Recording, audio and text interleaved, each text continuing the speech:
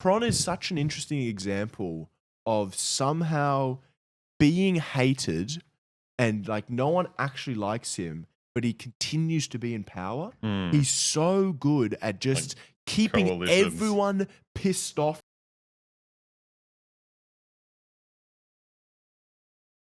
Good on you. Some Lucas news. Mayor, you want to put on your beret and take your wine? I've got the shirt for it as well. Oh yeah, but you want to grab the wine? Every stream we need. Michel Barnier is our new prime minister.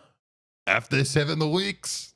After a 7-week wait, which is actually a record time of having a new prime minister. And 7 is also the age of consent in France. 7, exactly. Yeah, it's 7 weeks. This was a record time in which Emmanuel Macron acted in unprecedented speed and haste.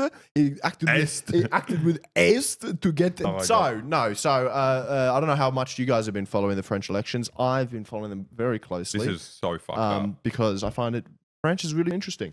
You love France? Yeah, I find it's very interesting. You're a Frenchophile. I'm a Francophile. Francophile. That's correct. Which I thought everyone in the country is a Francophile. Francisco Franco. I love him. I'm a Francophile. I love the Generalissimo. So Macron called these snap elections like a couple of months ago, June, 3 months maybe? Or so now. And it was a very, very interesting call because his party had just lost the lost big in the European elections. And what had happened? So the right wing got the most amount of votes in France, and then he called this snap election on the same day, and it was very much kind of like, what 4D chess move is he trying to do here? Like right now I'm very unpopular. Yeah. I want to shake up my standing now at the worst possible moment. Yeah. So there's the two main theories that I understand is that either he expected the right wing to win this election, and then some sort of right wing person would be getting in, and they call it inoculation theory. Yeah. So it's the same as kind of vaccine theory, and the idea is I'm gonna get some food.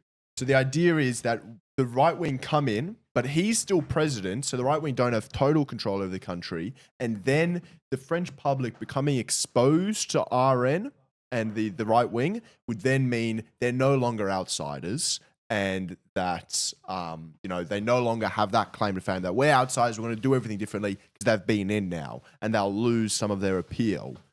The other theory, I think, was an exercise to discipline the left of being like, oi, dickheads, you better vote for Macron's party, otherwise you were going to get the right. Stop playing games, stop going off and thinking you can do things yourself, come in and vote for us. Anyway, the result of the election was the group that got the most votes was the left-wing groups, the coalition of LFI, the Socialists, the Communist Party, and the Greens. And normally what happens, whichever group gets the most votes, they then get picked to be prime minister. Instead, Macron didn't pick anyone to be prime minister. He said, we're going to wait for the Olympics to be over, and then we'll pick a prime minister. What he's done now, after 7 weeks wait, which, as I said, is unprecedented, is to pick an election, to pick a prime minister, he chose a right-winger. He didn't choose someone from Le Pen's party. He chose someone from the old classic, the old centre-right group, and he's picked them to be prime minister. So the question is basically, what the hell are they going to be able to get done? Because what's this coalition actually going to be to bring in anything?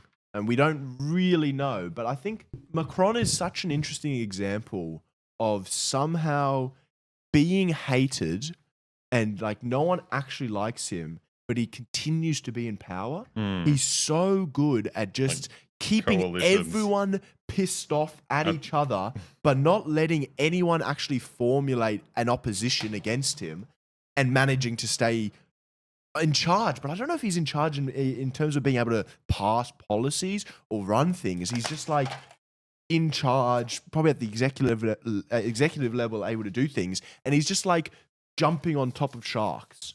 They're trying to nip him, but he's still up there. He's very, very good. But this is weird because how many votes did the this prime minister's party actually get? Like 3% or something. Yeah, the Les Republicans got tiny, so they were like, and also they're in a complete show as well because I think their lead candidate announced that they were going to go along with RN, the far right party, Yeah. and then his party kicked them out. They're like, no, we're not. How dare you endorse us and put us in line with the RN? So, and then they've picked them to be in charge. So it's pretty cool. It's not cool though. It fucking sucks. I don't know. I like Macron just because he's like a politic. He's actually you like the art of politics. I like the art of exactly. He's got the art of the deal. It's It's the art of war. Yeah, He's very good. You remind me of my my great uncle, I guess, my granddad's brother. He was like a hotshot local politician in like a small town in Serbia, and he just loved politics as like a vocation. Yeah. Politics as a, and so like he had his own political convictions, but he also just loved Deng Xiaoping. Yeah. Not because he liked any of his policies, but he just loved the fact that you had this guy who during the Cultural Revolution was like a D person. He was the bottom of the bottom. Everyone hated him. He was just on the losing side. And then somehow, bit by bit, little coalitions, little friends, little things like all around, like slowly just becomes the leader of the country. Too hard to eat this. Yeah, I don't know how I'm meant to do this. This is a bad choice. Although I feel like if we have the meat in the juice over here, and then we just like, Okay, I'll do that. But you need to talk, so I'll keep talking. You have a little bit to eat, and we'll swap. okay. Yeah, I really like. You Alexa knows all about this, and I wonder you might start screaming at me if I mention his name. LBJ. Oh. I've been reading the Caro books on LBJ, and they're so good. And part of why they're so good is just this guy's a master at politics. He's a master at keeping different sides off each other and like knowing exactly when to pivot to gain power. And I feel like Macron is a little bit like that. I don't know as much about Macron, but like, yeah, he seems to have it of just like, he can just play people off each other and he knows power. He knows who he needs to cozy up to. But unlike LBJ, Macron hasn't done anything good with that power. Because LBJ did do some interesting things, but Macron hasn't done anything. Macron's like on the center right. But it's just these other center or centrist politicians and these neoliberals, they also just suck at politics. They suck at politics, as we're about to get to. Oh yeah. Right? Everyone hates them, and they normally get voted out straight away. That's what's going to happen in Australia. I think Albo he's going to lose this next election because he's so. But they feel like they need to not be too radical, otherwise they'll lose the election, and they end up losing the election anyway. Macron knows how to be hated and how to stay in anyway. He's very talented. I like him. Well, we'll see what happens. You know, I mean, when's the next election? 20. When's the actual presidential stuff? 27, I think. No, they get 5-year terms. It's like 28. It's ages. Because they just had one, didn't they? Last year. God. I think it's 28. Is it 2 years? It's 20. Is it 26? I don't know. God, why does anyone listen to me? Things shifting to the left in Australia? Absolutely not. Absolutely not. It's getting really bad. And there's like a ostensibly left-wing party in power, but we'll get to that.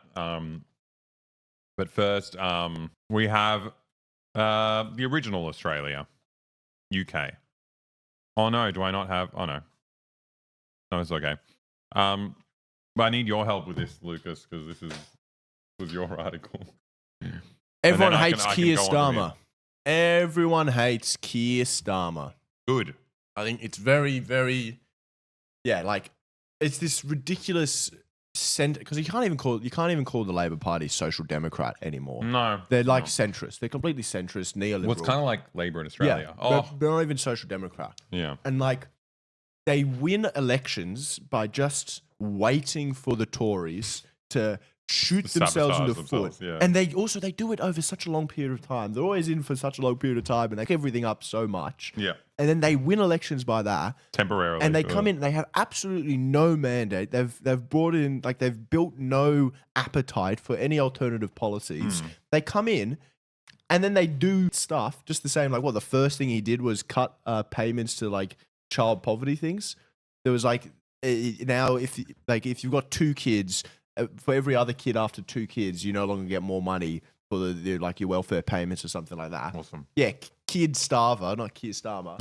And there was some. I haven't even looked into it, but just this cronyism. He picked some former Labor person to be head of a government departments, and now the polls are in. Everyone hates him.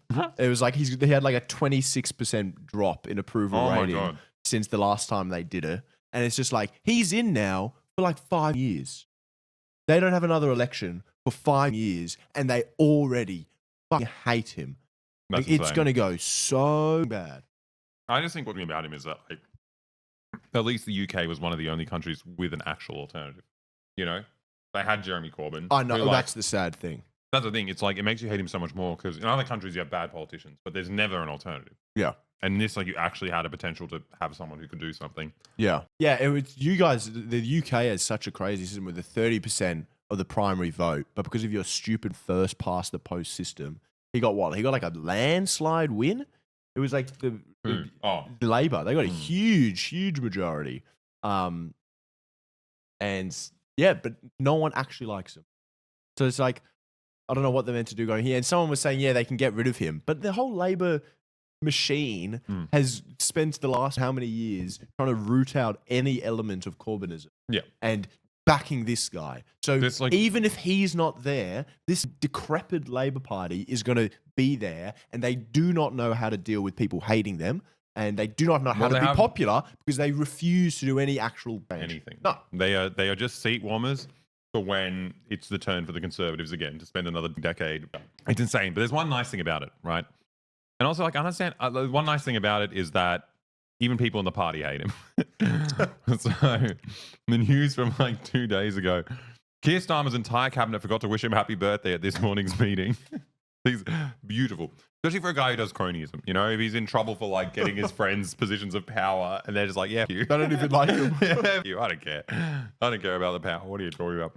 Do you reckon he was like sitting there thinking about it? Well, who did this press release?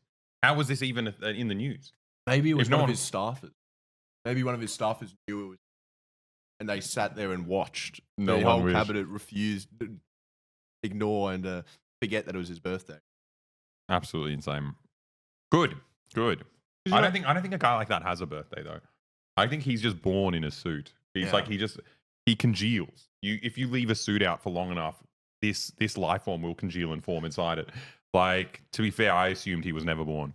No, but like, do you think he was thinking? You know how like when you get a haircut or something, and you go to a party and no one mentions that you've got a haircut, and you're just kind of thinking they're being like, and you're like, I'm gonna write a press release. You're about like, this. when's someone gonna say nice haircut, Lucas? Nice haircut. Yeah. By the way, nice haircut, Lucas. No, chat was all saying. He was sitting there being like, oh, maybe it's gonna be like a surprise party thing. Maybe like the balloons are about to fall out of the thing, and so awesome. I'm gonna walk out to do my next press conference. There's gonna be a big giant cake with a kid in it for me to do unspeakable things to. Probably what he's into. Yeah, but I'm definitely. He's an English politician. Anyway, you know, there's a silver lining to every cloud. Every cloud has a silver lining, whatever they say. You know, at least he's sad and he has no friends. that's the best you could hope for.